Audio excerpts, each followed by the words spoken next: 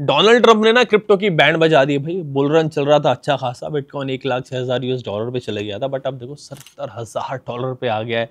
And दूसरे coins क्या है, देख लो कहाँ से कहाँ पहुंच गए। मतलब अब पता नहीं क्रिप्टो मार्केट और कितना नीचे जाएगी, कितना लॉस क्रिप्टो इन्वेस्टर को झेलना पड़ेगा। ट्रंप जो है वो टैरिफ टैरिफ खेल रहा है। इलेक्शन से पहले भाई साहब कह रहे थे कि वो पहले बिटकॉइन प्रेसिडेंट होंगे, क्रिप्टो प्रेसिडेंट होंगे।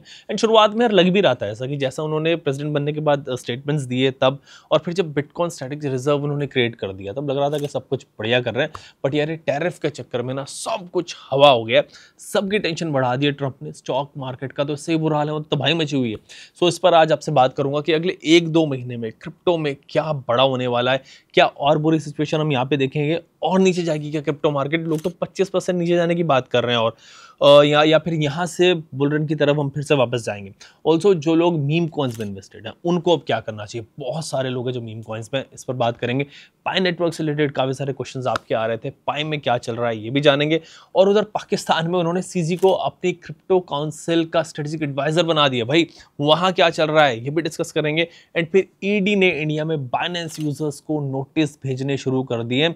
बहुत सारे यूजर्स हैं जो बाइनेंस पे, इस पर भी बात करेंगे। बड़ा इंपॉर्टेंट वीडियो होने वाला है आपके लिए, इतना सब कुछ है आज। एंड इस पर मैं बात करूंगा बिटनिंग फाउंडर काशिफ रजा से। काशिफ भाई अपने चैनल बिटनिंग पे भी क्रिप्टो से रिलेटेड एजुकेशनल कंटेंट बनाते हैं, काफी अच्छे से समझाते हैं हर कॉन्सेप्ट को। आप उनके चैनल पे जाके भी क्रिप्टो रिलेटेड कंटेंट देख सकते हैं। हेलो काशिफ भाई, वेलकम टू स्विच, कैसे हैं आप? मैं ठीक हूँ। आप बताइए अयाज भाई, सब ठीक है? हाँ काशिफ भाई, काफी दिन हुए आपसे बात हुए, थोड़ा मैं भी बिजी चल रहा था, आप भी बिजी थे, तो इस बीच में बात नहीं हो पाई। हाँ, वो थोड़ा सा मैं भी ट्रैवल करा था।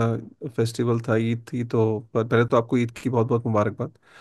तो हम लोग ऐसे ही बस ट्रैवल कर रहे थे, तो उसके बाद good to see you back again. और काफ़ी कुछ हो गया इतने दिनों में क्रिप्टो में। जी कश्यप भाई, यहाँ तो मतलब काफ़ी कुछ हो गया है, सब कुछ। मतलब आप देखिए क्या सिचुएशन आ गई। ट्रंप साहब के तो दिल जज्बात हालात सब कुछ बदल दिए ट्रंप ने। उनके आने के बाद लग रहा था कि क्रिप्टो वालों के ना मज़े आ जाएंगे, बट ये क्या चल रहा है भाई? 25-25, 30% डंप यहाँ पे हम देख रहे हैं। बिटकॉइन भी आप देख लो कहाँ से कहाँ आ गया। क्या चल रहा है यूएस में ट्रंप के दिमाग में क्रिप्टो पे? सबसे पहले आप ये बताएं। यार, यूएस में दादागिरी चल रही है। डोनाल्ड ट्रंप की दादागिरी है। और आज से पहले दुनिया ने ये तो जानते थे कि अमेरिका की दादागिरी चलती है पूरी दुनिया में, लेकिन ऐसे एक्सप्लिसिट नहीं थी। अब तो लफ्ज़ों में भी, कि लफ्ज़ों में कोई भाषा की मर्यादा नहीं रह गई है। सोशल मीडिया पे ओपन थ्रेट्स दिए जा रहे हैं डोनाल्ड ट्रंप द्वारा। और पूरी दुनिया पे टैरिफ लगाने की जो ये कोशिश है, ये आज से पहले कभी अमेरिका ने अटेम्प्ट नहीं किया। और ये इतना खतरनाक अटेम्प्ट है कि शायद ही किसी को उसने बख्शा हो। यहाँ तक कि उसके जो दोस्त हैं, चाहे वो नेटो के मेंबर्स हैं, इसराइल है, उसने किसी को नहीं बख्शा है। और जो उसके दुश्मन की कैटेगरी में आते हैं उनको तो बिल्कुल ही नहीं बख्शा है। उनको तो ओपन थ्रेट्स दिए जा रहे हैं। सो बेसिकली डोनाल्ड ट्रंप का जो मेक अमेरिका ग्रेट अगेन का जो नारा था, तो उसमें उसने, जब वो इलेक्शन की तैयारी कर रहा था, तो उसने ये सब प्रपोज नहीं किया था, ऐसा प्लान प्रपोज नहीं किया था। तो शायद उसने वो, लिटरली बता रहा हूँ कि शायद वो आता ही नहीं। लेकिन उसने ये प्लान छुपा के रखा था। और उसने वो पत्ते अब खोले हैं। और लिटरली ये जो पत्ते उसने खोले जो टैरिफ के, ये बहुत ही भयानक हैं। क्योंकि पूरी दुनिया को ये एक ऐसे एरिया में धकेल देंगे कि जिससे उभरने में कई साल लगेंगे। आप इमेजिन करिए कि पूरी दुनिया में जो देश थे वो एक्सपोर्ट कर रहे थे अमेरिका को, राइट? तो जब एक तो जब उनके एक्सपोर्ट वहाँ पे अमेरिका में जो इंपोर्ट कर रहा था पूरी दुनिया में, तो वो महंगे हो जाएंगे। जब उन पे टैरिफ लगाएगा तो अमेरिकन को ही तो चीज़ें महंगी मिलेंगी। तो एक तो अमेरिका में इन्फ्लेशन बढ़ेगा, राइट? और अमेरिका में इन्फ्लेशन बढ़ेगा। अमेरिका के जो लोग हैं, जो अमेरिका की जो कंपनीज हैं जो बाहर एक्सपोर्ट करती थी, वो उनके एक्सपोर्ट जब महंगे हो जाएंगे दूसरे देशों में, तो उनकी कंपनीज को नुकसान होगा। तो ऐसा नहीं कि कोई मैं नुकसान बाकी देश, दुनिया के देशों को हो रहा है और अमेरिका को नहीं होगा। अमेरिका को भी नुकसान होगा, बाकी देशों को भी नुकसान होगा। बात इतनी सी है कि मनी प्रिंटर का जो कंट्रोल है वो अमेरिका के पास है, तो उसको नुकसान कम होगा। वो इमेजिन करिए कि पूरी दुनिया का एक मनी का जो प्रिंटर है, वो आपके हाथ में हो, तो यार सबसे लास्ट में नुकसान किसको होगा? जिसके पास मनी प्रिंटर है। लेकिन जो बाकी दुनिया की जो करेंसीज हैं, वो सारी डॉलर से पैक्ड होती हैं। पूरी दुनिया का जो ग्लोबल रिजर्व करेंसी है वो डॉलर है, तो उस पर बड़ा इम्पैक्ट आएगा, बैलेंसेस बिगड़ेंगे। तो आज ये बहुत ज़रूरी हो गया कि अब काफ़ी सारे देश इंट्रोस्पेक्ट करेंगे कि यार हम कहाँ प्रभावित हो गए, क्यों एक आदमी की थ्रेटनिंग की वजह से हमारी मार्केट्स गिर गई हैं। तो ये बहुत सारे क्वेश्चंस भी रेज करता है, बहुत लोगों को अवेयरनेस भी हो रही है कि यार ये हुआ क्या, एक आदमी इतनी दादागिरी दिखा रहा है और सब उसके सामने घुटने टेक रहे हैं। काशिफ भाई, क्रिप्टो में आगे चीज़ें कैसी रहेंगी यूएस में? क्या अब चीज़ें और ख़राब होने वाली हैं यहाँ से? क्या और ज़्यादा डंप हम यहाँ पे देखेंगे? यार देखिए, सिंपल सी बात है कि क्रिप्टो बेसिकली है क्या। क्रिप्टो को इफेक्ट मैक्रो इकोनॉमिक्स करती है। इनफैक्ट जो मैक्रो इकोनॉमिक्स है वो गोल्ड को भी इफेक्ट करती है, सिल्वर को भी करती है। मैक्रो इकोनॉमिक्स आपकी इक्विटी मार्केट्स को भी करती है और सिमिलरली क्रिप्टो को भी करती है। क्रिप्टो कोई ऐसा नहीं कि कोई एलियन सब्जेक्ट नहीं है। क्रिप्टो एक तरीके का एक नई डिजिटल एसेट क्लास है जिसके जो डायनामिक्स और फंडामेंटल्स डायरेक्टली इफेक्टेड है, मैक्रो इकोनॉमिक्स पे बेस्ड है।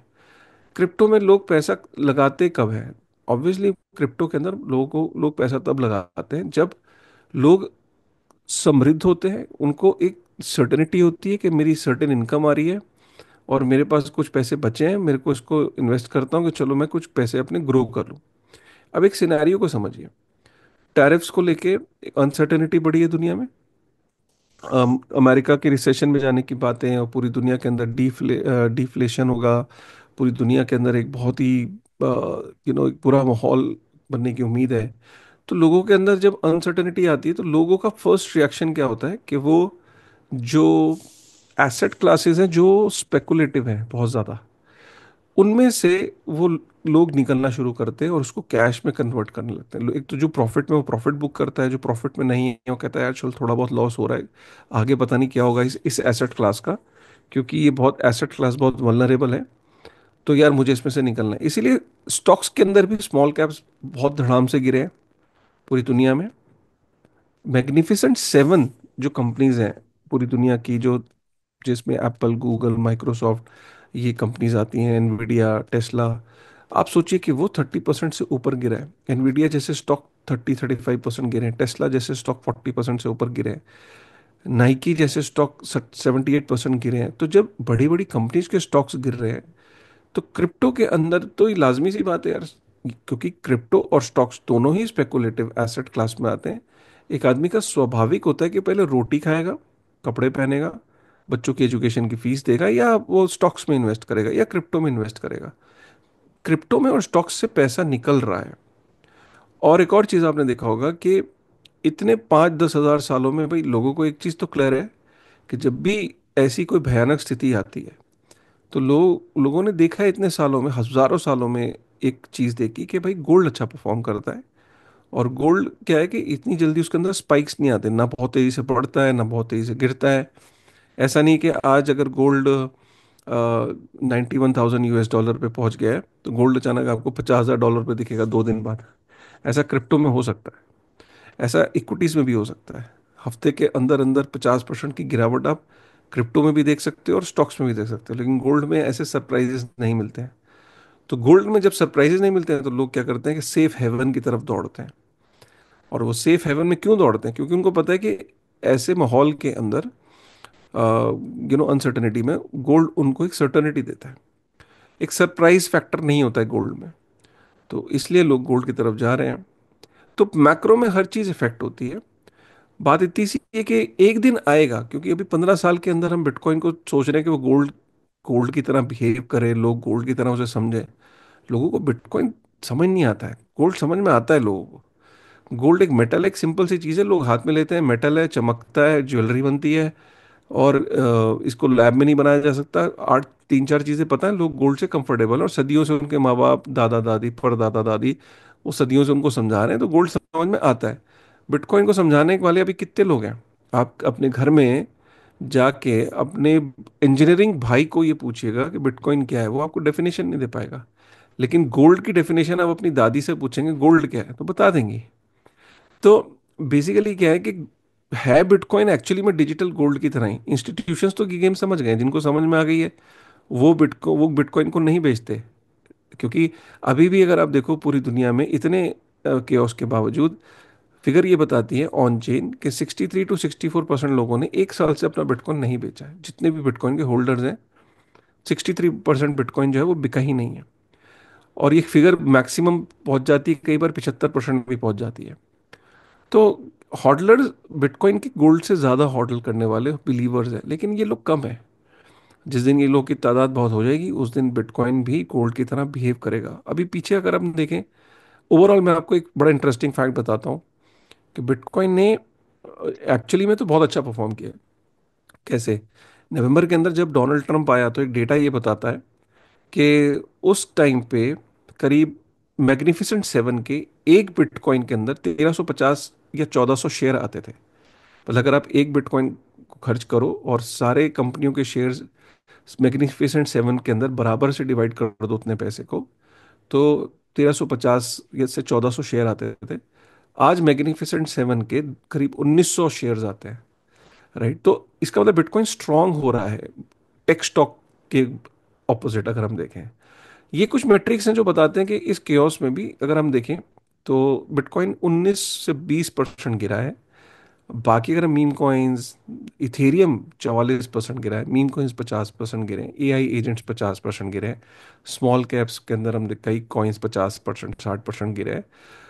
कई मीम कॉइन्स पेपे जैसे जो है वो 80 88% तक गिरे हैं, शिबा इनू 80% 85% तक गिरा है अपने ऑल टाइम हाई से। तो इससे ये साबित होता है कि बिटकॉइन अपनी कैटेगरी में तो गोल्ड से भी अच्छा परफॉर्म कर रहा है, बस जस्ट दैट मासेस अभी उसे समझते नहीं है, बट एक दिन समझेंगे।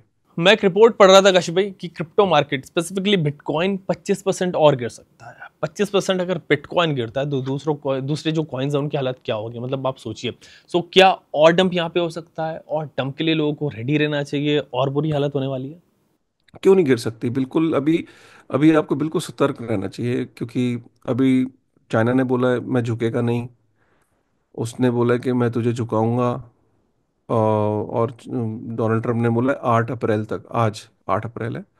तो आज अगर उसने, चाइना ने ही अपना 34% रिटेलिएट जो रेसिप्रोकल टैरिफ लगाया वो वापस नहीं लिया, तो डोनाल्ड ट्रंप ने बोला है कि 50% और लगाएगा, 54%।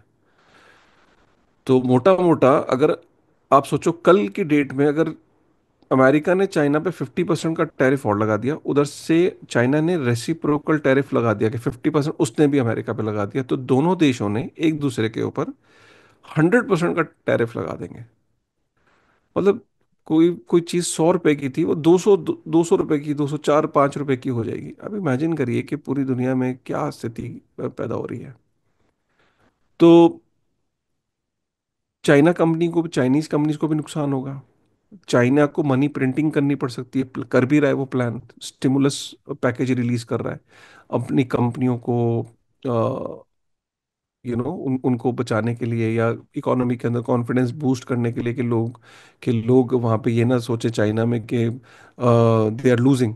तो एक स्टिमुलस पैकेज वो रिलीज कर रहा है। तो जब स्टिमुलस पैकेज आएगा तो क्या होगा? एक तो मार्केट पंप्स करेंगी, वो बात अलग है, लेकिन चाइना के अंदर इन्फ्लेशन भी बढ़ेगा। ठीक है? और इधर क्योंकि चीज़ें महंगी हो रही हैं, रातों रात तो ऐसा नहीं हो सकता ना कि कोई चीज़ अमेरिकन इंपोर्ट करके खा रहे थे, टैरिफ लगा दिया, तो क्या अमेरिकन खाना छोड़ देंगे? भाई चीज़ें महंगी होंगी। जितनी देर में वो मैन्युफैक्चरिंग प्लांट्स लगाने जाएंगे, मैन्युफैक्चरिंग प्लांट जब तक अमेरिका लगाएगा, तब तक तो इन्फ्लेशन वहाँ पे भी बढ़ जाएगी। अमेरिका का एक्चुअली में एंड गोल क्या है, ये बात को आप समझो। डोनाल्ड ट्रंप ये चाहता है कि जो फेडरल रिजर्व है वो रेट कट्स कम कर दे। वो रेट कट, उसकी लड़ाई है पावल से। फेडरल रिजर्व जो है वो डेमोक्रेट्स हैं और ये रिपब्लिकन है। तो उसकी लड़ाई है, वो उसकी बात मान नहीं रहे। वो कह रहा है कि भाई रेट कट करो, वो नहीं कर रहा है। उसने मार्केट्स को तबाह कर दिया। उसने कहा जब मार्केट्स तबाह होंगी, अमेरिका को रिसेशन में भेज दूंगा। इधर से जो है पावल को रेट कट करने पड़ेंगे। वो रेट कट क्यों चाहता है इतना डेस्परेटली? रेट कट इसलिए इसलिए चाहता है कि डोनाल्ड ट्रंप जानता है कि 2025 में $8.5 ट्रिलियन US का डेट जो है उसको पे ऑफ करने का टाइम आ गया है। वो मेच्योर हो रहा है। पैसे हैं नहीं अमेरिका के पास, $8.5 ट्रिलियन। तो उसको वो डेट को क्या होगा, रीफाइनेंस करना पड़ता है। मतलब लोन को पे करने के लिए लोन लेना पड़ रहा है। लोन अभी लेने जाएगा तो 4.5% 4% का इंटरेस्ट रेट है। वो चाहता है कि फेडरल रिजर्व रेट कट करके उसको जीरो के आसपास ले आए। वो चाहता है कि 0% पे डेट रीफाइनेंस वो कर दे। राइट? सो वो फेडरल रिजर्व ऐसा चाह नहीं रहा है, क्योंकि अगर फेडरल रिजर्व ने इतने रेट कट कर दिया तो उसको ये डर है कि मार्केट के अंदर जो इन्फ्लेशन 9 साढ़े 9% से वो घटा के लेके आए हैं 1 1.5% पे 2% पे, वो वापस से स्काई रॉकेट कर जाएगी। दोनों में तगड़ी लड़ाई है। एक दो लोगों की लड़ाई पूरी दुनिया पे उसने उड़ेल दी, डोनाल्ड ट्रंप ने। तो पूरी दुनिया को एक तो इसने ये मैसेज दिया कि America is the boss, he is the king. But उसने की टाइमिंग बहुत गलत है, क्योंकि मुझे ऐसा लगता है कि आने वाले टाइम में इसके रिपरकशंस देखने को मिलेंगे। सो काशी भाई, जो लोग वेट कर रहे थे ना कि भाई बिटकॉइन 70K चला जाएगा, 75K चला जाएगा तब लेंगे, जब उन्होंने अक्टूबर नवंबर दिसंबर वाला ये जो पीरियड था वो मिस कर दिया था जब बिटकॉइन बढ़ा था, एक बुल रन था, तो क्या उनके लिए अब अच्छी अपॉर्चुनिटी है या फिर और वेट कराएंगे आप? देखिए, मैं फिर बोल रहा हूँ कि यहाँ से भी नीचे जा सकता है। Bitcoin can go as low as 55, उसके बाद bitcoin can go at around 44 48 यहाँ से। क्योंकि अगर स्थिति और खराब होती है, इमेजिन करिए कि कल को स्थिति उसकी चाइना से तो खराब है ही, सिंगापुर कोई बहुत मेजर स्टांस ले ले, जो ब्रिक्स नेशंस हैं वो कुछ स्टांस ले लें, कुछ और खतरनाक स्टांस ले लें, तो सिचुएशन यहाँ से और ख़राब हो सकती है। और इसके जो कभी भी कोई डिसीजंस होते हैं उसके एकदम इम्पैक्ट नहीं दिखते हैं इकोनॉमी में। ऐसा नहीं होता कि इन्होंने कोई डिसीजन लिया तो इसका इम्पैक्ट आपको कल से दिखना शुरू हो जाएगा। वो इम्पैक्ट आता है स्टॉक मार्केट्स पे, क्रिप्टो पे, लेकिन रियल इम्पैक्ट कितना कितना मैग्नीट्यूड होगा उसका, वो आपको पता लगेगा जब डिसीजन लेने के करीब साल भर लग जाता है। तो अब आप इसको ये लेके चलो कि जब तक ये मसला सॉल्व नहीं होगा ये मार्केट ऐसे ही रिएक्ट करेगी, इससे नीचे भी जा सकती है। अब आपको ऐसी सिचुएशन में क्या चाहिए? सिंपल सी बात है, आपको लाख रुपए, आपके सपोज आपको इन्वेस्ट करना है तो आपको लाख रुपए एक साथ नहीं डालना है। आप उसको हर हफ्ते की एसआईपी लगा लो, 5,000 रुपए की या 10,000 रुपए की, हफ्ते की, हर 15 दिन पे। अब ऐसी एक्सचेंजेस के अंदर कई ऑप्शंस होते हैं कि आप महीने की लगा लो, आपको ये टेंशन ही नहीं है। बढ़ेगा तो भी यार ठीक है, नहीं और ज़्यादा हो गया तो भी ठीक है, क्योंकि आपका एवरेज आउट हो जाना है, वही बेस्ट स्ट्रेटेजी होती है। आपको दिक्कत तब होती है जब आप एक साथ पैसा लगाते हो। सो इससे नीचे भी जा सकता है। इससे नीचे भी जा सकता है, फाइन। बट काशी भाई, ये तो हम बिटकॉइन की बात कर रहे हैं, इंडिया में तो लोग मीम कॉइन से फंसे हुए हैं भाई, बहुत सारे लोग हैं। एंड इतना नीचे चलेंगे मीम कॉइन्स, 50% 60%, आप जैसे बता रहे हो। इथेरियम की हालत देखें वो कितना नीचे आ गया है। तो वो लोग क्या करें जो इन मीम कॉइन से फंसे हुए हैं? मतलब इथेरियम भी इतना नीचे आ गया, तो जो मीम कॉइन से फंसे हुए हैं वो अब क्या करें? वो दुआ करें, पश्चाताप करें, और माफ़ी मांगे, और सब्र को कैसे ज़िंदगी में लेके आते हैं, पेशेंस। तो ये भी एक स्किल है, being patient and adopting a low time preference mindset. ये एक स्किल है कि आप किस तरीके से। काशी भाई, माफी क्यों मांगे यार? मतलब मीम कॉइन्स पे तो लोगों को बड़ा फायदा हुआ, उनके funds 2x 3x 5x meme coins नहीं तो किए, तो उनके लिए तो वो बढ़िया रहे थे। माफ़ी माफ़ी अपने आप से मांगे, मतलब किसी और से तो क्या मांगेगा? आप खुद का पैसा आप जला रहे हो। देखिए, हमेशा मैंने बोला है कि आपको एक्सपेरिमेंट करना है ना तो आप 2 4% से ही तो करोगे अपने पोर्टफोलियो के अंदर, लेकिन लोग यहाँ पे 100% 50% पोर्टफोलियो से रिस्क लेते हैं मीम कॉइन्स में। और मीम कॉइन्स मजाक के लिए बने हैं, उनका कोई फंडामेंटल तो है नहीं। वो खुद कहता है, मीम कॉइन खुद ही ये कहता है कि भाई हम तो मजाक के लिए बने हैं। अब आप उस मजाक को सीरियसली ले लेते हो। आप मजाक को मजाक की तरह लो।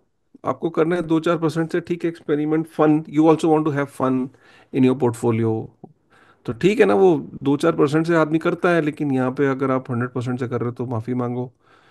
और ब्रीदिंग एक्सरसाइज करो, एंजाइटी पे, फोमो पे, पेशेंस पे, थोड़ी स्पिरिचुअलिटी लेके आओ।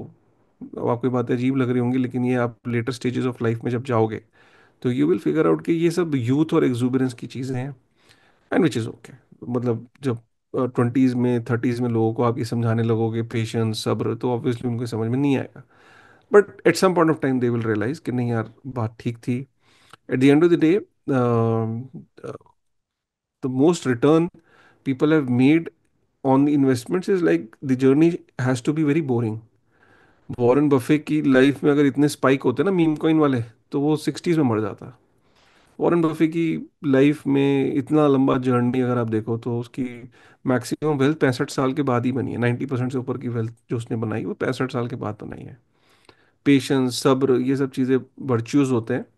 और if your investment is not boring, you are not making generational wealth. So ये एक फंडा है लाइफ का।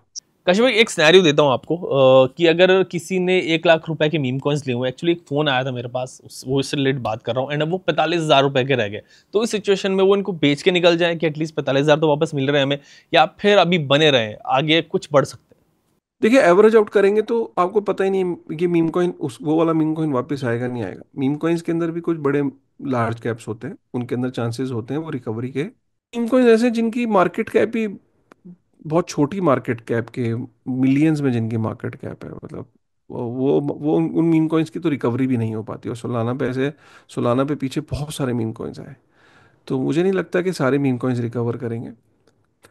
रिकवरी तो जब ओवरऑल बिटकॉइन के अंदर रिकवरी होगी तो सभी के अंदर रिकवरी होगी, लेकिन वैसी रिकवरी नहीं होगी जितनी जितना वो डाउन है ऑल टाइम हाई से। आज तक अगर आप देखो तो डोज अपने ऑल टाइम हाई को टच नहीं कर पाया। आप वो किसी भी मीम कॉइन को उठा लो तो वो अपने ऑल टाइम हाई से 80% 85% डाउन है। क्या आपको लगता है वो ऑल टाइम हाई को क्रॉस कर देंगे? उसको करने के लिए बिटकॉइन हैज टू डू 4 गुना तो जाके वो चीज़ें कवर होंगी। तो आई डोंट नो, बिकॉज मैं मीम कॉइन का एक्सपर्ट नहीं हूँ, बट फिर भी लोग करते हैं। बट मैं मेरा ये मानना है कि करो यार, अगर करना ही है तो फिर उसको that has to be very small. Problem is that people are stuck with their life money in meme coin, that is the problem. हैं?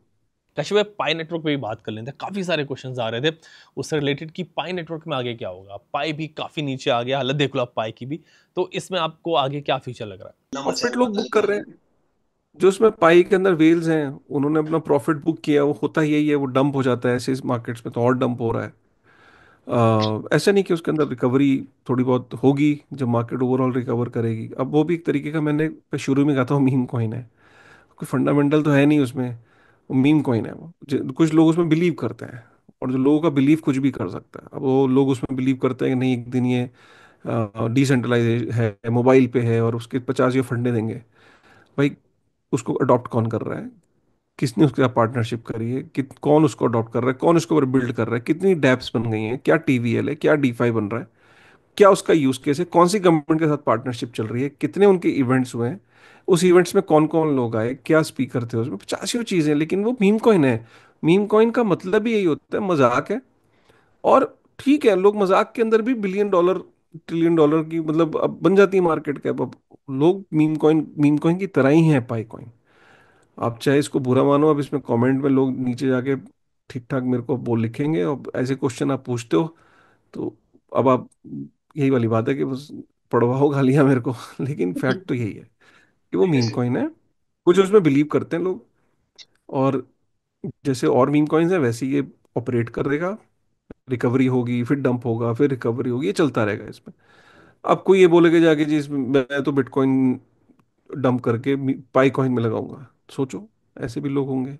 तो उन लोगों को मैं कहूंगा कि भाई प्लीज समझो इंडस्ट्री को और चीज़ों को, उसके बाद आप फैसले लो।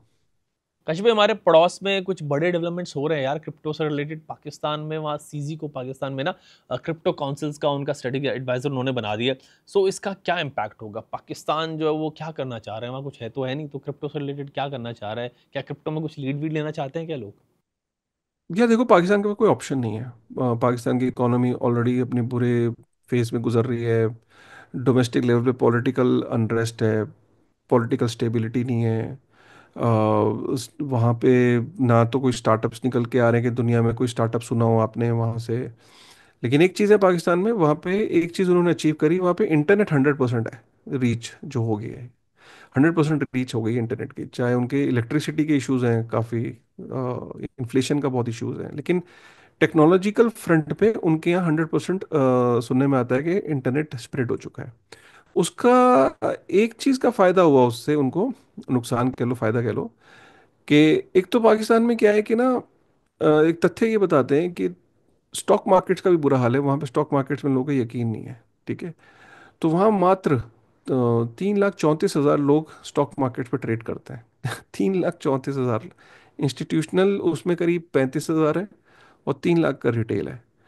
तो सोचिए कि जिस देश के अंदर सिर्फ 3,34,000 लोग ट्रेड करते हो, क्या हो स्टॉक मार्केट का साइज होगा। पंप एंड डंप शो है वो, क्योंकि जरा से लोग पैसे डालते हैं ऊपर हो जाती है, जरा से लोग निकालते हैं मार्केट खत्म होती है। लोगों को विश्वास भी नहीं है, ट्रांसपेरेंसी नहीं है। तो वहाँ हुआ क्या कि जैसे ही क्रिप्टो आया तो ये ऑल्टरनेटिव लगा लोगों को कि यार ये तो फेयर है, ट्रांसपेरेंट है, ऑनलाइन है, ग्लोबल है, इंटरनेट पे है। तो वहाँ आप यकीन नहीं करोगे कि कुछ फिगर्स ये बताती हैं कि 10 मिलियन से 15 मिलियन के आसपास जो टोटल यूज़र है, जिसमें से 7 मिलियन मतलब बाइनेंस पे रजिस्टर्ड है। बाइनेंस पे 70 लाख लोग रजिस्टर्ड है। सोचिए कि स्टॉक एक्सचेंज में 3 लाख लोग और बाइनेंस पे 70 लाख लोग। आप सोचिए कि उस देश के अंदर, जिस देश में उनका उस देश के अंदर में क्या हो रहा है, इसे क्या दर्शाते हैं कि वहाँ उनका सिस्टम पे कम विश्वास है और ग्लोबल फिनोमेना पे ज़्यादा विश्वास है। अब इसको बाइनेंस भाप गया। और जब वहाँ पे क्रिप्टो काउंस फाइनली मतलब पाकिस्तान ने देखा कि यार अब ऐसा है, रोक तो हम सकते नहीं, बैन हम कर सकते नहीं, क्या करना है, इम्ब्रेस ही कर लेते हैं, क्योंकि उन्होंने देखा कि भाई अमेरिका भी कर रहा है, ये भी कर रहा है, वो भी कर रहा है। प्लस वहाँ कुछ लोगों ने उनको बताया कि भाई ये बेनिफिशियल ही है, खासकर स्ट्रैटेजिक रिजर्व एसेट बनाने से भूटान को फ़ायदा हुआ, ये फ़ायदा हुआ, एल सल्वाडोर को फ़ायदा हुआ, ये सब बताया ही होगा। तो उन्होंने काउंसिल बना दी। अब काउंसिल बनाने के बाद बड़ी चीज़ ये है कि सीजी को स्ट्रैटेजिक एडवाइजर रख लिया। अच्छा, सीजी का इंटरेस्ट क्या है, मैंने आपको नंबर बता दिए हैं। क्या जिस एक्सचेंज का 70 लाख लोग पाकिस्तान से आ रहे हो, सोचो उसका उसका इंटरेस्ट तो अपने आप बन जाएगा ना। ऊपर से उसके फाउंडर को आपने स्ट्रैटेजिक रिजर्व वो एडवाइजर बना दिया। अब मुझे लगता है कि कुछ दिनों बाद आपको ये ऐसी ऐसी खबरें सुनने को मिलेंगी कि पाकिस्तान ने बिटकॉइन का स्ट्रैटेजिक रिजर्व बना दिया, वहाँ माइनिंग प्लांट्स लग गए, कुछ ऐसी ऐसी चीज़ें अब आती रहेंगी, क्योंकि अब सीजी क्या करेगा कि बीएनबी को भी घुसाएगा। बीएनबी भी कहीं ना कहीं आपको देखने को मिलेगा कि वहाँ पे कुछ ना कुछ इकोसिस्टम में उसकी एंट्री होगी, कुछ स्टार्टअप्स वहाँ से निकालेंगे क्रिप्टो के। तो ओवरऑल यही है। और मैं मुझे लगता है कि काफ़ी बड़ी खबर है, मतलब इस पे नज़र और इस पे ध्यान देना चाहिए, खासकर एशिया के अंदर हमारा पड़ोसी मुल्क भी है। तो अब इसकी जो बात है, इसकी जो गूंज है, काफ़ी दूर तक जाएगी। और यहाँ के हमारे भारत में जो पॉलिसी मेकर्स उनको इस बात को देखना चाहिए। फाइन कश्यप भाई, ये तो हुआ पाकिस्तान के बारे में कि पाकिस्तान क्रिप्टो को अडॉप्ट कर रहा है, पाकिस्तान चाहता है कि भी उसे क्रिप्टो से कुछ फायदा हो। तो क्या इससे क्रिप्टो को कुछ फायदा होगा सही में? क्रिप्टो को क्रिप्टो को फायदा ये कि भाई वहाँ ऑलरेडी जो नंबर था वो और बढ़ेगा। और वहाँ पे जब क्रिप्टो काउंसिल बन रही है और गवर्नमेंट की स्टैंप लगेगी तो वहाँ से और लोग करेंगे और अपनी इन्वेस्टमेंट्स और डालेंगे। अभी तो छुप छुपा के डालते थे वो, अब वो और डालेंगे पैसे, तो ये इकोसिस्टम और ग्रो करेगा। और अगर उन्होंने इसको स्ट्रैटेजिक रिजर्व एसेट बना दिया तो वो as a nation they will start accumulating like Bhutan is doing it. So ये चीज़ें हो सकती हैं वहाँ से। कश्यप भाई, क्या इंडिया में भी कुछ ऐसे स्टेप्स हम देखने को हम देख सकते हैं कि आगे, कंसिडरिंग कि पाकिस्तान जैसा देश भी क्रिप्टो पे एडवाइजरी काउंसिल बना रहा है, हमारे यहाँ भी कुछ ऐसा हो सकता है क्या इन नियर फ्यूचर, आज नहीं 2-3 साल में कुछ ऐसा? इंडिया में मैं इंडिया में हाईली रिकमेंड करूंगा कि मैं इंडिया में पर्सनली, अगर मेरे से कभी पूछा जाए कि आप सजेस्ट करो, तो मैं इंडिया को ये सजेस्ट करूंगा कि India can go for only bitcoin strategic reserve asset. ठीक है। और बिटकॉइन को हम स्ट्रैटेजिक रिजर्व एसेट बनाए फ्यूचर में। और अगर हमें वाकई एडवाइजर लेना है तो इसमें जिन्होंने बिटकॉइन स्टैंडर्ड की बुक लिखी है, सैफुद्दीन अमूस, जो कि एल सल्वाडोर के भी एडवाइजर हैं, उनको एज एडवाइजर हम ले सकते हैं, जो काफ़ी अच्छा एडवाइस कर सकते हैं। और बेसिकली क्या है कि बिटकॉइन जो है ना, बाकी जो देखो क्रिप्टो है, वो अमेरिका ने भी उससे यू टर्न ले लिया। पहले तो बोल रहे थे कि हम इसका भी अलग से बनाएंगे, तो अमेरिका भी समझदार है, उसको समझ में आ गया कि सिर्फ बिटकॉइन का ही स्ट्रैटेजिक रिजर्व एसेट बनेगा। और इसमें कोई हमें नई मनी प्रिंट नहीं करना है, कोई हमें कोई ऐसा नहीं कि हम इसको माइनिंग से शुरू कर सकते हैं कि माइनिंग प्लांट्स, माइनिंग में स्टार्टअप्स को इनवाइट करें, उनको बोलें कि आप माइनिंग करो, इंडिया के अंदर जो है वो प्रोडक्शन बढ़ाते हैं। और कुछ थोड़ा बहुत हम एलोकेट कर सकते हैं अपना परसेंटेज जो रेवेन्यूज़ का। कई बारी हमने देखा है कि आरबीआई एक्सेस कैश आरबीआई के पास होता है, वो गवर्नमेंट को ट्रांसफर करता है। प्रॉब्ली हम कुछ पैसा जो है वो बिटकॉइन में भी एलोकेट कर सकते हैं फ्यूचर में। बट ऑब्वियसली ये ड्रीम्स हैं ये। बट इवेंचुअली होगा क्या कि देखिए, बड़े बड़े देश, अगर चाइना ने भी इसको रिजर्व एसेट बना दिया, इधर से आपने रशिया ने बना दिया, यूएस ने बना दिया, ऑस्ट्रेलिया ने बना दिया, कनाडा ने बना दिया, तो फिर देखिए obviously India will do it. ठीक है, at some point of time. तो let's see when that time will come. Pay TDS deduct नहीं किया है, तो ये बड़ी दिक्कत है यार ये तो। यार वो न्यूज़ थी, कुछ ऐसा कोई कहीं नोटिस आया दिखा तो है नहीं। वैसे भी P2P पे अगर आप टीडीएस नहीं काट रहे हो तो दिक्कत है। P2P अगर कर रहे थे बाइनेंस पे, क्योंकि आप P2P में तो इंडियन के साथ ट्रेड कर रहे हैं ना, तो उसको टीडीएस काटना था। और अगर आप वैसे स्पॉट के अंदर ट्रेडिंग कर रहे थे बाइनेंस पे, तो वो ग्रे एरिया है, उसमें अभी क्लैरिटी नहीं, बिकॉज वहाँ पे आप किसी इंडियन के साथ ट्रेड नहीं कर रहे हो। तो वहाँ स्पॉट के अंदर कैसे आपका, जब आप इंडियन एक्सचेंज में करते हो तो इंडिया के अंदर ही आपका ट्रेड सेटल हो रहा है, तो इसलिए टीडीएस कटता है। जब वहाँ इंडियन नहीं है तो वो रूल वहाँ पे ग्रे एरिया में आ जाता है। तो अभी एक्सपर्ट्स का ये कहना है कि टीडीएस स्पॉट ट्रेडिंग में फॉरेन एक्सचेंजेस पे नहीं लगता है, लेकिन वो ग्रे एरिया है। और लेकिन P2P पे कंफर्म है। फिलहाल नोटिस जो आए हैं वो P2P में आए हैं। और अगर आप P2P कर रहे हैं तो टीडीएस नहीं काट रहे हैं, तो आपको टीडीएस काटना चाहिए। कश्मीर से जो इंटरनेशनल एक्सचेंजेस है यार, उनको क्या यूज करना चाहिए? क्या वो सेफ है यूज करना? कर, जब एफआईयू रजिस्टर्ड है तो करो, क्या दिक्कत है? जब एफआईयू ने उनको इंडिया में अलाउ ही कर रखा है तो करो आप, उसमें क्या दिक्कत है? फाइन, इस वीडियो को इतना ही रखते हैं आज। काशिफ भाई, थैंक्स हमसे कनेक्ट करने के लिए। आपने हमसे बातचीत की, सारे आंसर्स किए, एंड आई होप कि हमारे व्यूअर्स को उनके क्वेश्चंस के सभी आंसर्स मिल गए होंगे सही से। अगर कोई क्वेश्चन बचा हो तो आप कमेंट सेक्शन में लिख देना, तो नेक्स्ट वीडियो मैं उनको लूंगा। आप काशिफ भाई के चैनल पर जाके देख सकते हैं, वो भी अपडेट करते रहते हैं आपको। और आज के लिए इस वीडियो को इतना ही रखते हैं। टेक केयर, फिर मिलता हूँ आपसे।